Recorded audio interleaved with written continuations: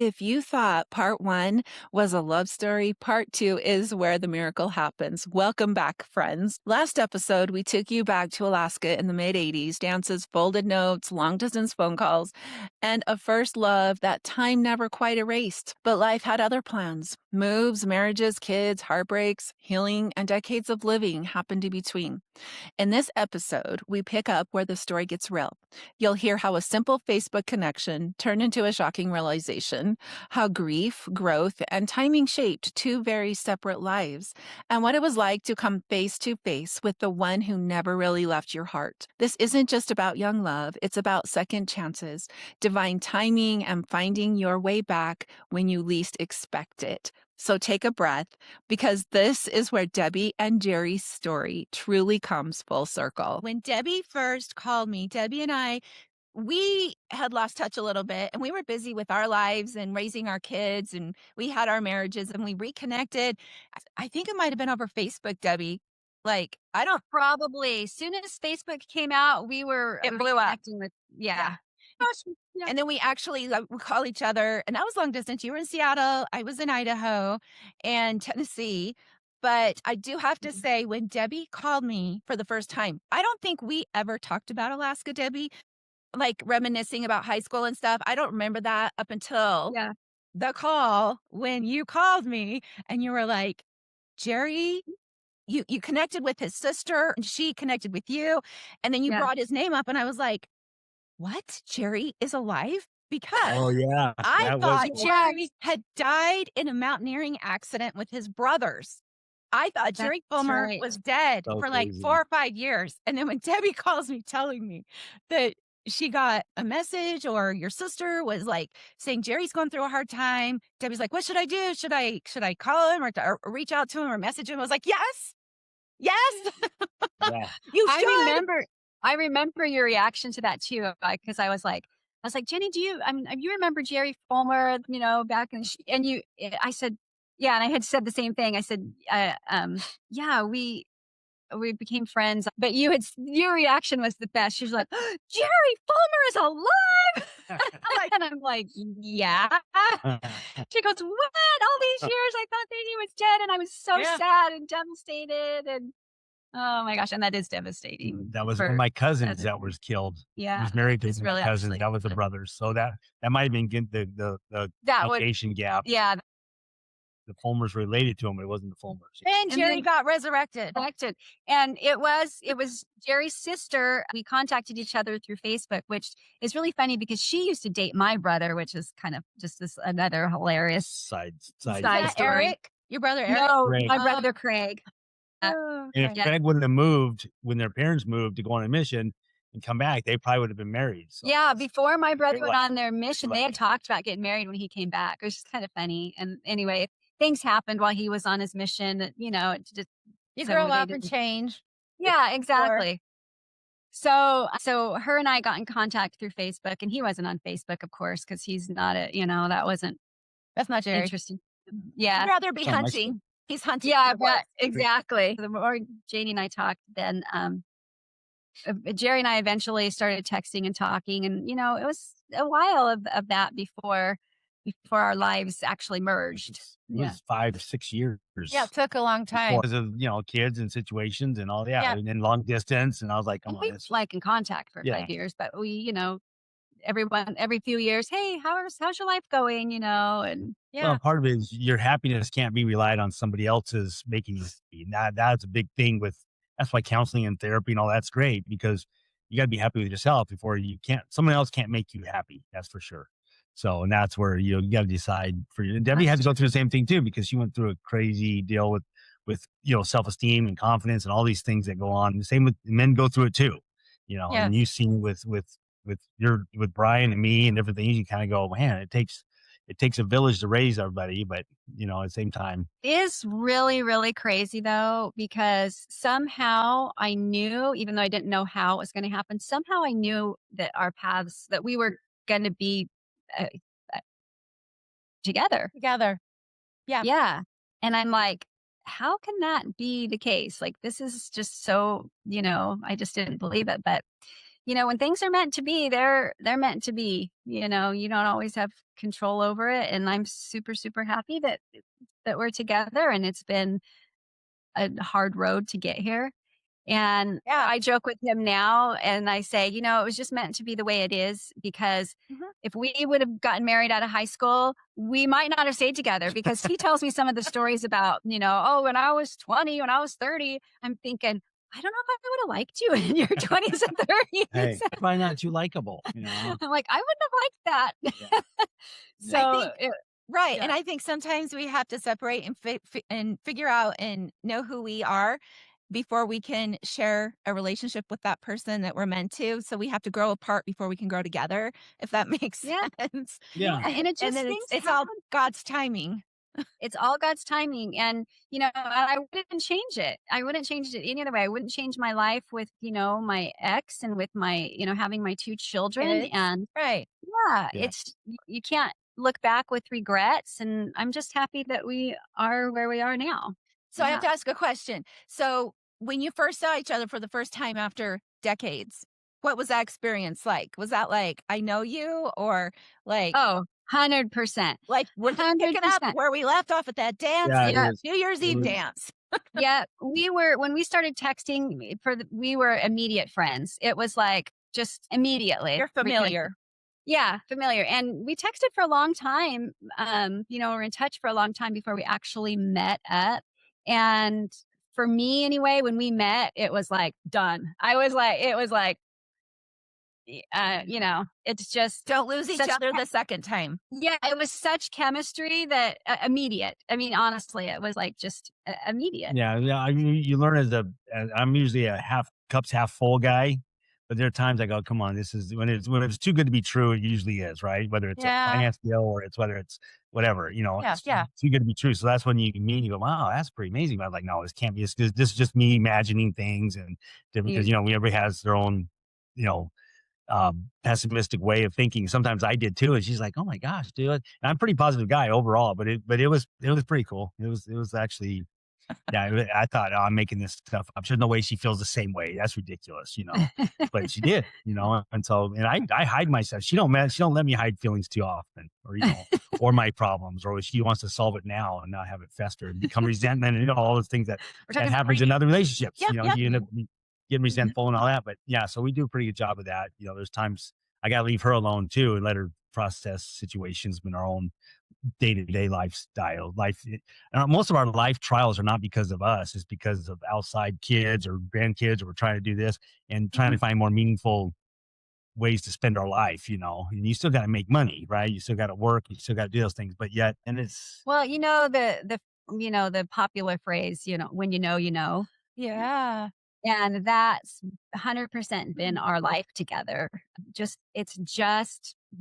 know, you know, yeah. Well, right. And I got to tell you, when you first called me, I knew that you guys were supposed to be together. When you left Alaska, Debbie, it was so devastating. It wasn't the same after you left.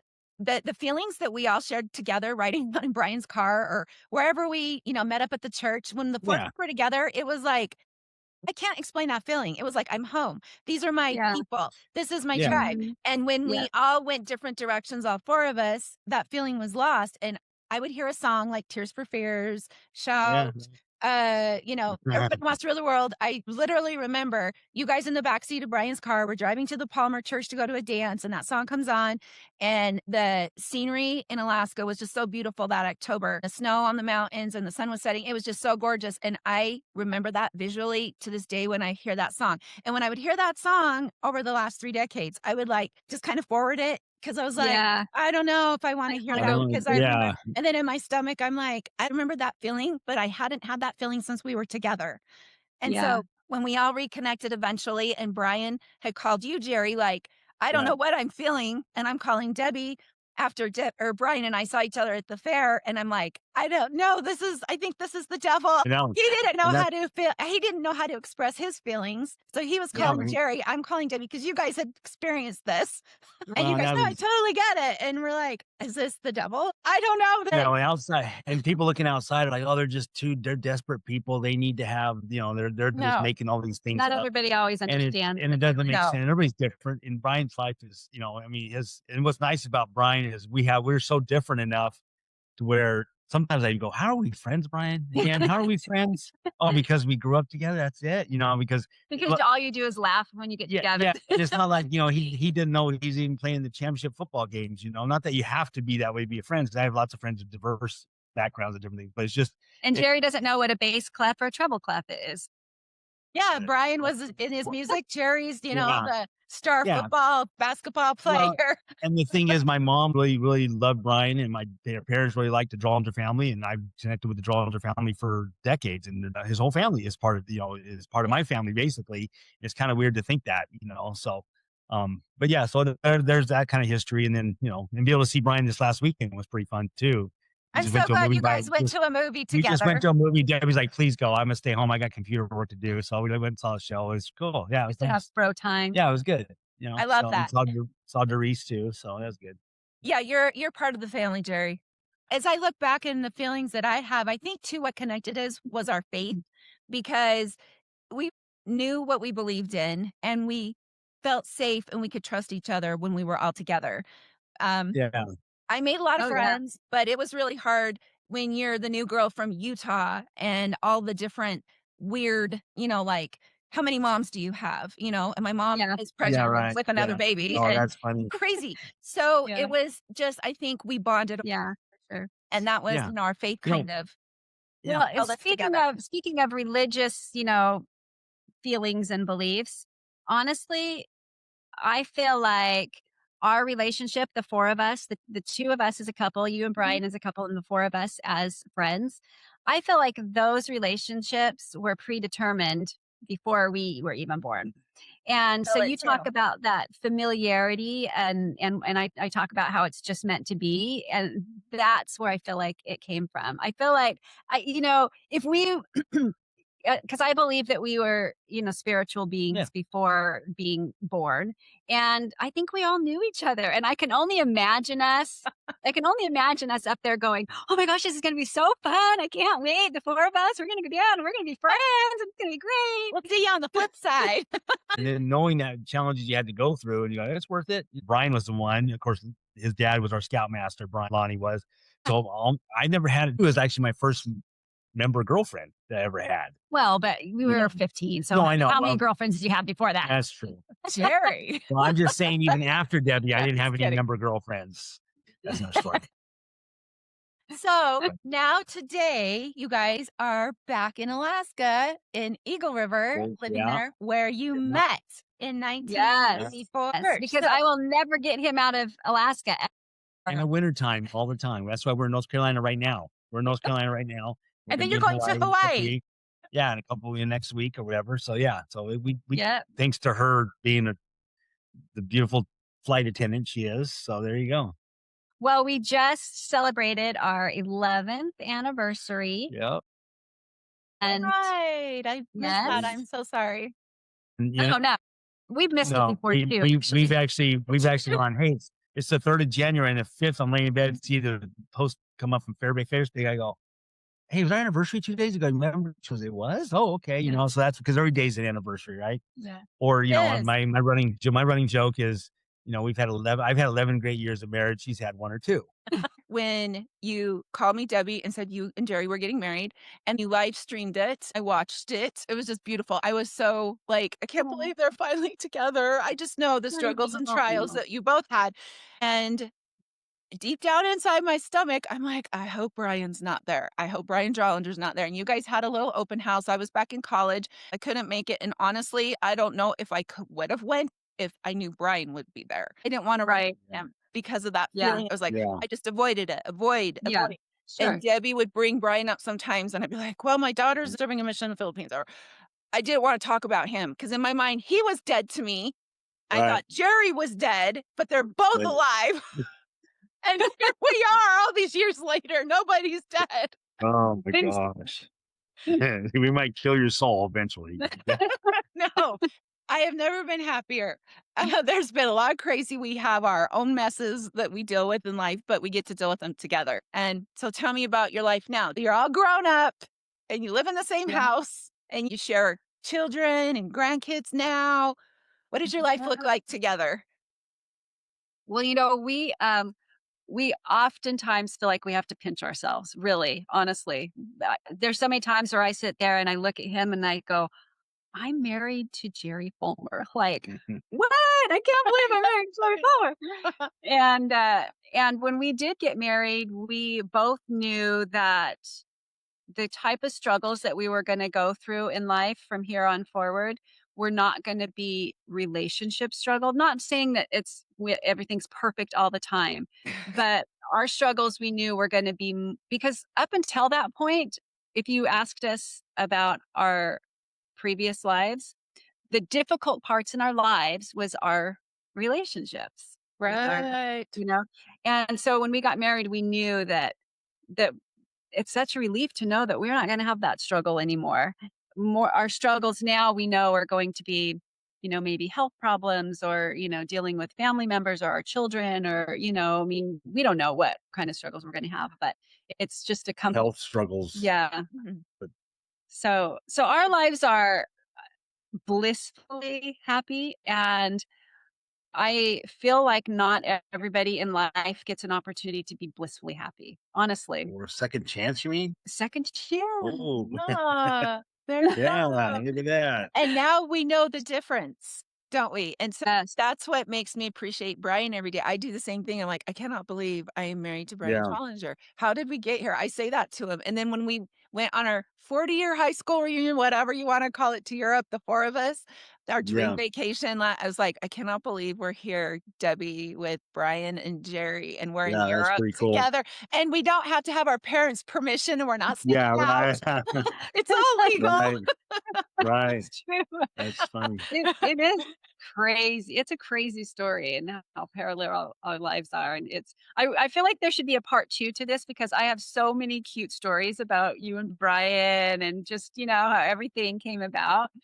But we don't have enough time to talk I about know, everything. right? We can do that another day. That's another day. So That's what we talk about, how we'd be happy if we even lived in a cardboard box at the homeless shelter. We jokingly say that, but That's all we need. that's a few months from happening. Could be. You never know. But yeah. But at the same time, that's it's not about because we talk about money and earning money, and we tell our kids this too. Money only fixes money problems. Money right. fixes money problems. It doesn't fix relationships. Yeah. It doesn't make people happy. It doesn't make people's face change. And so we try to work on some of those things. You still got to have the dollars and the money to be able to live and do the things you want to do, but that's kind of a perspective. And maybe that's what poor people say. Money doesn't mean that much. Just kidding. Or But it's people. true. Yeah. Yeah. Not that, Yeah. buy you a boat, I heard in some country song. But anyway, no, I was just saying our grandkids are a big thing. That's why we're in North Carolina. We do kind of a rotating, I have 5 grandkids live in Alaska, and then Debbie has her daughter in Utah, and then her son's here with the 2 kids. So we try to travel and see them quite a bit. And our lives are busy. So I have 2 jobs. Debbie. One is for the benefits, which is I am a flight attendant, and then I'm also a real estate agent, which is really where my passion is. But Jerry's a paint contractor, and he's been doing that for 30 years. 31 years been self-employed Been for that long. self-employed, and he Yeah. works a lot in the summer. So and real estate's busy in the summer, so we have a lot of free time in the winter. We do a lot of traveling. So that's kind of us in a nutshell. Yeah. So we try to take as much time off. We try to goof off as much as we play. I We work love hard and play hard. So yeah. If you had one piece of advice you could say to anybody right now that is in a bad relationship or they're in a deep, Mm. dark hole abyss and they don't know how to get out, going through what you know now, what advice would you give to somebody that needs to have a glimmer of hope or some inspiration? What are your thoughts on that?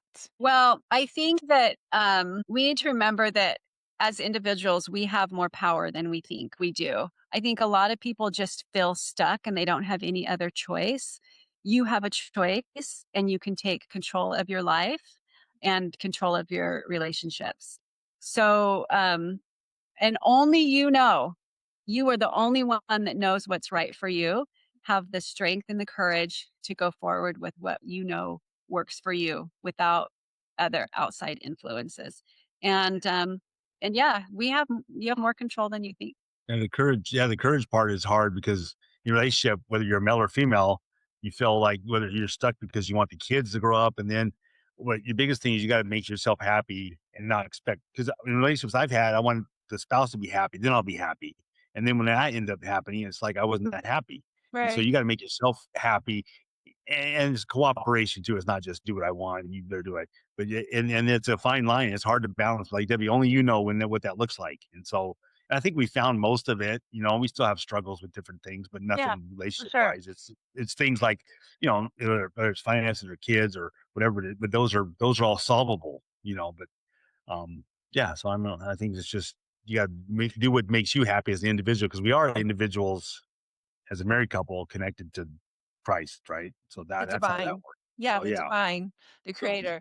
So it's kinda like, Debbie, when you're in the airplane, it's like put your oxygen mask on you before you yeah. put, There you so you go. take care of everybody Exactly. else. So once you start taking care of yourself and the Well, divine, the creator, talk to God and like, show me the way, show me the path, and you're doing all that you can do, he'll yeah, fill in those pieces.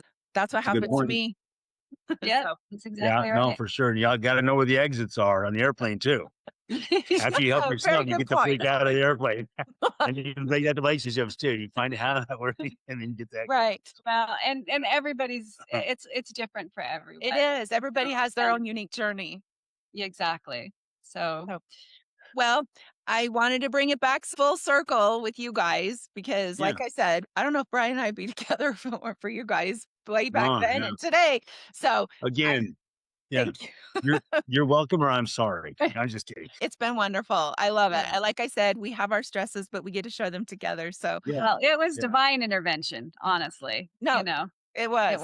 It wasn't us. It was just You we guys just were a happened to tool. be there. You Yeah, guys were kind of a tool, exactly. nudging us along, and I gave in and said, "Yes, you can get Brian my number and talk to him." So, Yeah. you guys go to the beach, go enjoy your grandkids. Thank you so Yeah. much for No today. problem. Share your story. And Anytime. I can't wait.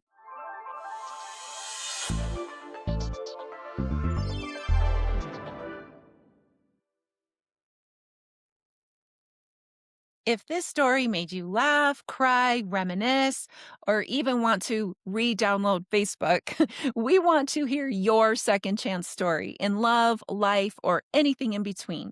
Subscribe to Second Chance on Love Side B wherever you get your podcast. Leave us a review, it really does help. And share this episode with someone who gets that the best stories take time and are worth the wait. Because when you know, you know. Until next time, keep your heart open because some stories aren't over, they're just on pause. And it's love